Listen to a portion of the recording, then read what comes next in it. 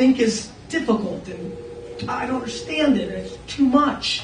All that stuff is bringing our society, our economic infrastructure, back to the 1930s and 40s. When a place like this used to walk in and they knew your name and what you bought, it's Cheers up in here, my friends, it's Cheers.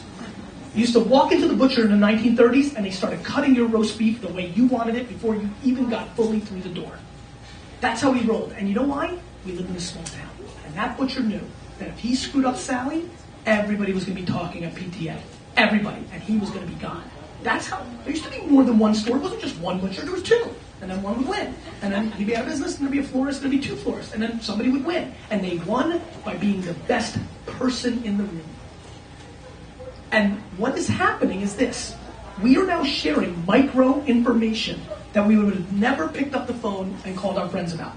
Nobody in the world 10 years ago picked up the phone and called every one of their friends, let alone one, to say, drop a can of orange juice is yummers. It just didn't happen. It's not what we did. But we're sure thrilled to tweet that out or status it. And what happens, as we all laugh and think it's funny, what happens is we see that, we have social context with that person, and when we go into the aisle, we buy Tropicana. Because if we didn't, then there is no television, radio, or print industry. It's based on impressions. We know that's the way the brain works. But more powerful than a funny $4 million commercial during the Super Bowl is that it's coming from your Aunt Sue, who you have emotional context with, which is more powerful than a funny commercial. Period. We can't catch up. There's too much. 2 years ago when I came here, I was not scared of any question because everything I talked about, I knew I executed. Nobody scared me by raising their hand and saying, I emailed you because I knew I emailed them back. Today I don't sit in that position. Today I'm at 85% on both. Even Twitter, I can't reply to every single one anymore. I'm trying. Boy, am I trying. I was up to 4 o'clock in the morning last night. I'm trying, but I don't scale. But you know what does scale? A logo. A logo can scale. Nike is not Timmy Nike. Nike can be 40, 50, 700 people. And the reason I started VaynerMedia is because I knew that what I did for my brand can impose into a business and scale and bring enormous ROI, which is what they all want. I know if I'm living it and selling lots of books and getting lots of opportunities and getting every startup showing it to me first before people like Fred Wilson and Chris Sacca, if I'm winning on social equity, well, of course a brand can. You know why brands donate things and support charities? To trick you into thinking they're good people so you support their product. That's why I love PepsiCo so much, because Indra is the first CEO that I've ever seen that kind of has the DNA of going there. Now, they've got plenty of products that, you can debate are not healthy for you, and I can understand a lot of things, but it blows me away of how much her motivation is to do the right thing. Pepsi, not do Super Bowl commercials, Pepsi with purpose, all that stuff. Interesting. They're still a company. They want to make money. So do I. I want to make money. They want to make money. But can you make profit with purpose? And that's a very intriguing debate. And I'm not going all zen and let's all go green. I'm talking about contextual relationship. I'm talking about what happens when you'll spend 10 hours thinking about creative to put on a billboard and put those same 10 hours into answering 73 end users' concerns. And there's a lot of youngsters in here that have startups and want to go that route. And I don't want to hear anymore that you're a mix between Quora and Foursquare with a little Instagram. I don't give a crap. I want to hear about what problem you're interested in solving, and more important than that, because those are ones that I hear more, those are the 1 out of every 50 that I get interested in. I want to find the company that wants to come to me and say, I care about my end user, so all we're going to do is out-execute and win. I think about that a lot. Billions of dollars on drive time radio telling you that mom is in the car on her way to the supermarket, and if you want to sell your Tide, you need to hear that commercial a minute or 5 or 7 before she gets into the supermarket, and that's how she's going to buy? Really? Because mom's on the phone. And you know what mom's going to be doing in 3 years? She's going to be checking in with her Foursquare or her Koala or something else. And you know what? Not even, because her phone's going to be checking in for her. She's going to get out of the car, she's going to get a text saying, here's the deal. And guess what? You think retail? Then I heard from somebody, damn, retail's going to win. Retail's going to lose. You know what's happening to retail? Smart homes. Your refrigerator is going to have RFID and scan codes. You're going to put in 10 Cokes. You're going to pull them out. Then you're going to put 10 Cokes another time. You pull them out. By now, it's getting smart. your fridge is going to go Pandora on you. You're going to have one Coke left. It's going to know it. It knows you drink Coke, and it's going to reorder it from you from wherever they want. So who could that be? Costco, sure. Walmart, sure. Something we don't know exists, yeah. Or maybe direct from the bottler. So there's so much coming. It's coming. I know that. But what I learned from Frugal is I'm not going to invest in smart refrigerators. I'm going to watch it. It's the same reason I don't use augmented reality.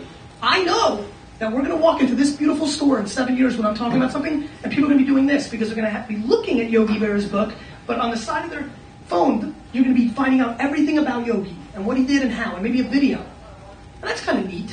You know what's more neat?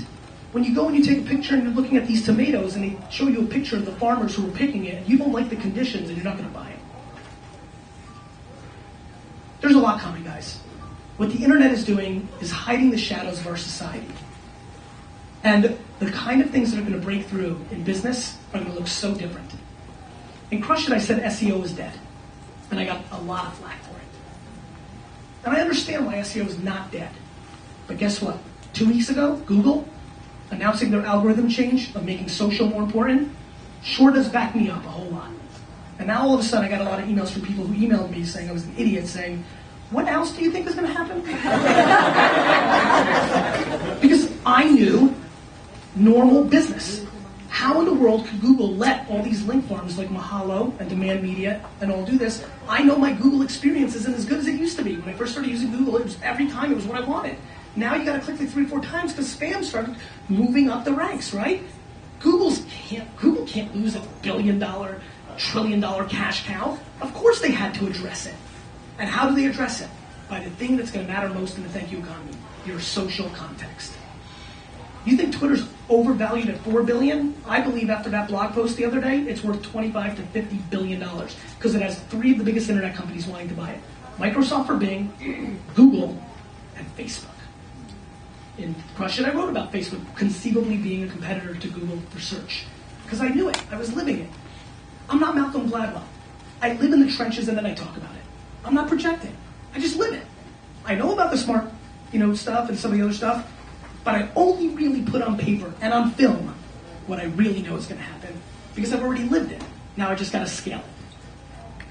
And so I am convinced that we are going to be living in a place where thank you and you're welcome and what can I do for you are all going to matter. No longer are you going to get a faceless website that has no soul to try to convert and figure out what colors you click. Yes, that will all still work. But if it's not on the first page of Google, you're not going to see it. And what about a world without Google being the dominant player? It's just so interesting. It's all going to evolve. There was a guy standing on stage and saying, Microsoft's in trouble. They're not paying attention to the internet enough. They're downplaying it. They're in trouble. And that person was right. And that's what happens. If everything stayed the same forever, well, then IBM would be winning right now. Why are we even talking about other things? It doesn't. And soon, everybody's going to realize that Apple's infrastructure is pretty darn closed, and all those feelings everybody had for Microsoft, they're going to start happening for Apple. And then Steve is just a human being, and unfortunately pretty sick. I wish he lives for 50 more years, but he's not going to live forever. And neither is Robert Parker in the wine world, and neither is Bill Simmons in the sports world, and no matter who is the Oprah, unfortunately can't live forever. And so things change. I know, I like her too. And and so what I know is this, that things change. And innovation is moving at a speed we've never seen before because the infrastructure we're building on has never been better. When you used to carve in caves with a rock, it took longer. Now you've got, nice fountain pens and paper, it happens quicker. And then you move to a computer and it happens quicker. And then we decided to screw up the English language because we didn't want to go that fast. Thank you, who cares? THX, perfect. Sneakers to show you I'm cool. Or whatever I think, right? You wear the hair you do, necklace, earrings, colors, all that, because we are human beings and we want to express ourselves. The other thing as human beings that we like to do is humanize. Once we're done humanizing all our friends and interacting that way, we humanize things around us. We started with animals. We are about to move to businesses. It sounds weird. Sounds kind of, I know. I doesn't, like when I deliver that line, I don't feel so good about that. It feels kind of weird, right? Like, really? Like McDonald's is going to be my friend? Yes. If it does it right. And I firmly believe that. Because I talk about things I do. We have brands that we manage, and we're having conversations, and I'm looking at them. Lipton Brisk Iced Tea is a hip-hop urban kind of brand for us. That's where they know where their product sells. They've got the data to show that's where their product sells. So we decided we will take that voice. As Lipton Brisk, we talk to people about hip-hop. So when Nicki Minaj drops a new album, they come to us and ask Lipton Brisk, at Brisk, what do you think of that third lyric? As if we were their boy. And we answer, we think Nicki Minaj has ass implants. Because we don't answer politically correct, we answer like a person. And I virtually daily see that happening. I see it happening every day, and it is incredible to me. It's incredible to watch, and I know what the business power is. Because you know what?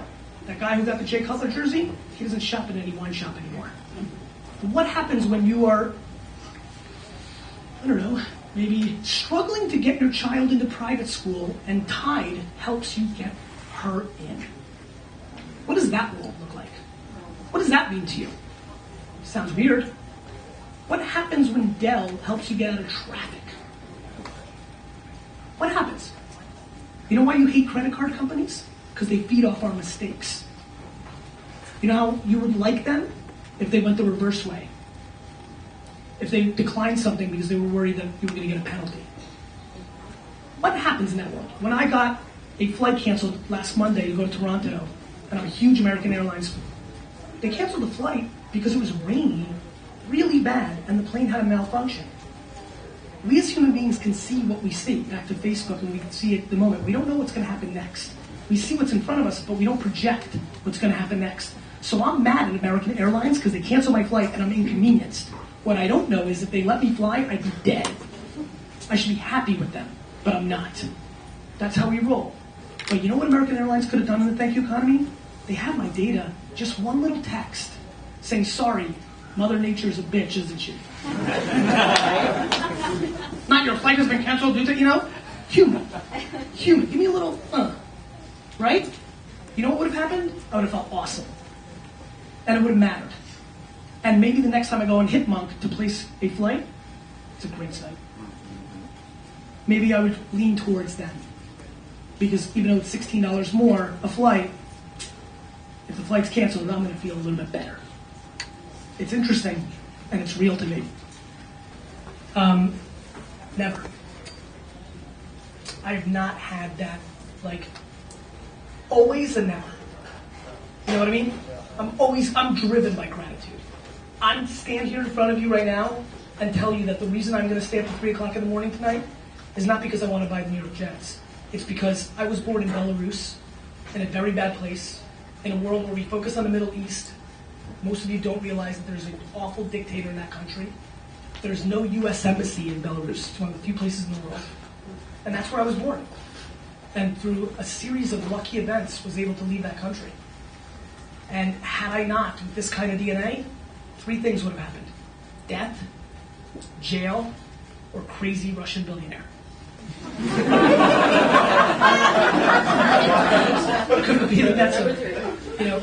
And 33% is not good. And I'm driven by gratitude. But at the same token, this day I sat down and started that show, I knew what was going to happen. Because I knew it was good enough. I knew I was going to work hard enough. I knew I saw something. I knew it. As a matter of fact, every time, I'll tell you right now, it's smaller than I thought. That's how I think. That's an answer.